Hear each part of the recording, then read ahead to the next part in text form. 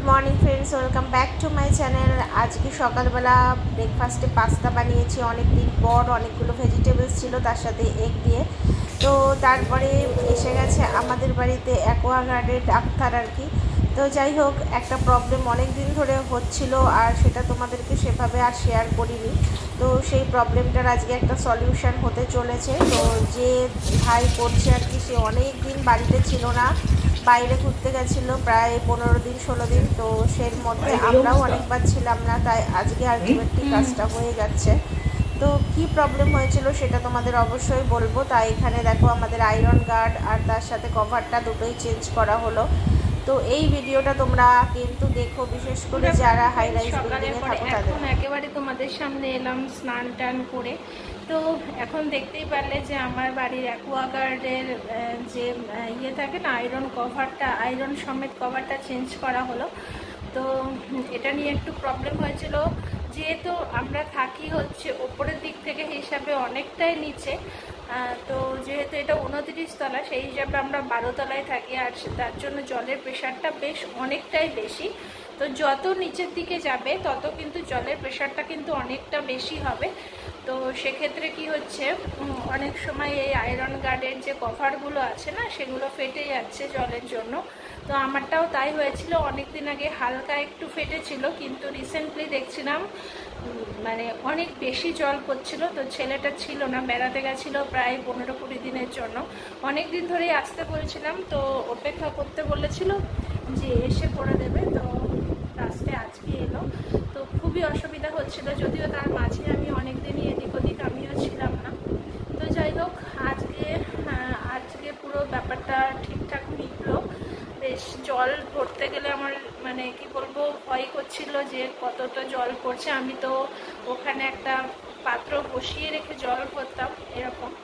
তো নিচে যারা হাই রাইজ বিল্ডিংয়ে থাকবেন, বিশেষত নিচের দিকে যারা থাকবেন, যত নিচের দিকে থাকবেন তত জলের প্রেশার কিন্তু বাড়তে থাকবে।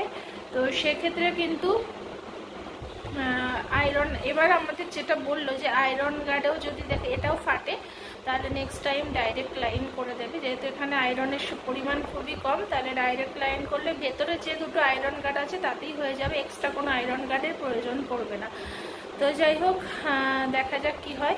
আর যারা আলাদাভাবেও আয়রন গার্ড লাগাবেন তাদের ক্ষেত্রেও বলবো যে যখন কোথাও বেড়াতে যাবেন বা কিছু করবেন, ওখানে একটা এরকম গোল মতো একটা ইয়ে থাকে, কি বলবো, চাবি থাকে। সেই চাবিটা বন্ধ করে দিয়ে যাবেন। দেখা গেল যে বাড়িতে কেউ নেই, সেই রকম পরিস্থিতিতে হঠাৎ আয়রন গার্ডটা ফেটে গেছে, তো সেক্ষেত্রে কিন্তু বাড়ি জলাময় হয়ে যেতে পারে, বিপদ ঘটতে পারে। তো সেক্ষেত্রে বন্ধ করে রেখে যাওয়াই ভালো। এবং আমার যখন ওই প্রবলেমটা হয়েছিল, আমি ওটা সবসময় বন্ধ রেখে দিতাম। একমাত্র যখন জল ভরতাম তখনই এই চাবিটা অন করতাম। চাবি বলতে নয়, কি বলবো, ওটাকে একটা ঘোরানোর মতো একটা ইয়ে থাকে, সিস্টেম থাকে, তো সেটাকে বন্ধ করে দিয়ে যেতাম।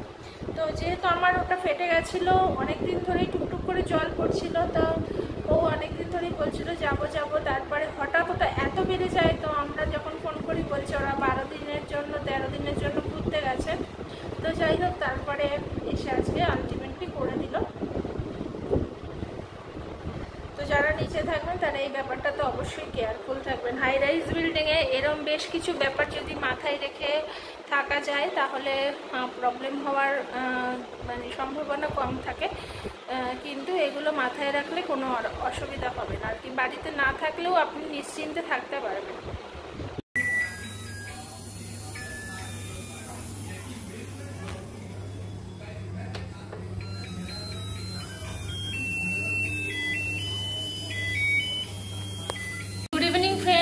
সন্ধ্যেবেলা এখন জল ভরছি আর ঘেমে যাচ্ছি। সন্ধ্যেবেলা সমৃদ্ধ এই মাত্র খেলে টেলে ওপরে আসলো, এসে স্নান করলো, মানে মাথায় জল দেয়নি, মানে গা ধুলো আর কি। গা ধুয়ে টুয়ে এখন পাস্তা খাচ্ছে। সকালবেলা পাস্তা বানিয়েছিলাম, তো ওর জন্য তুলে রেখেছিলাম, এখন গরম করে দিলাম, পাস্তা খাচ্ছে ও। তো পাস্তা খেয়ে পড়তে বসবে, আর আমি এখানে জলগুলো ভরে নিচ্ছি।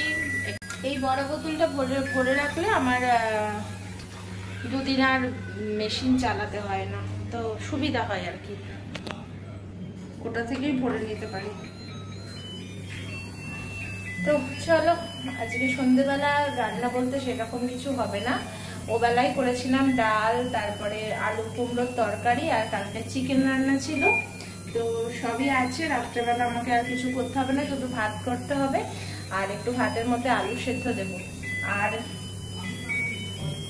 সুমিত যাবে ও বাড়িতে, ওর মায়ের ওখানে যাবে, ওখানে ওই যে ওয়াশের ব্যাপারটা আছে সেটা করবে। তো সেটা করে আসার পথে বললো চপ নিয়ে আসবে, তো দেখা যাক কি করে। তো চলো পরে আসছি তোমাদের সাথে, আমি আগে এই যে জল ভরার কাজটা শেষ করি, পরে আসছি। কে সন্ধেবেলা এটা খেতে ভালোবাসো?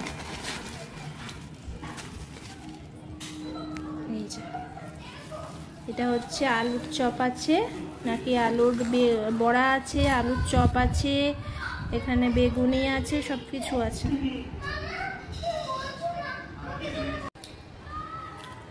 এই যে আমরা চপ খাচ্ছি।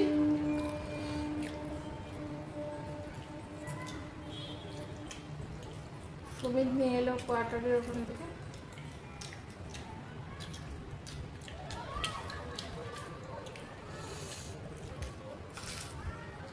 এখন অলমোস্ট 9টা বাজে, এই সময় এতগুলো চপ খেয়ে যায় না, রাতে খেতে পারবো কি।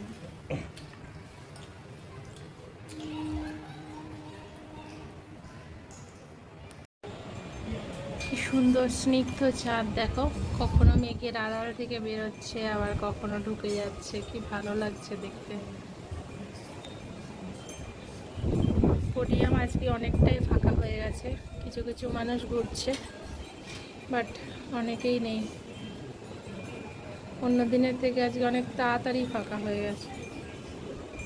সারা রাত এটা টুং টুং টুং টুং করে বাজতে থাকে, দেখো এত হাওয়া দিচ্ছে, বুঝতে পারছি, দেখো পর্দা উড়ে চলে যাচ্ছে, আর এটা পাক খাচ্ছে রীতিমতো, টুং টুং করে বাজতে আছে।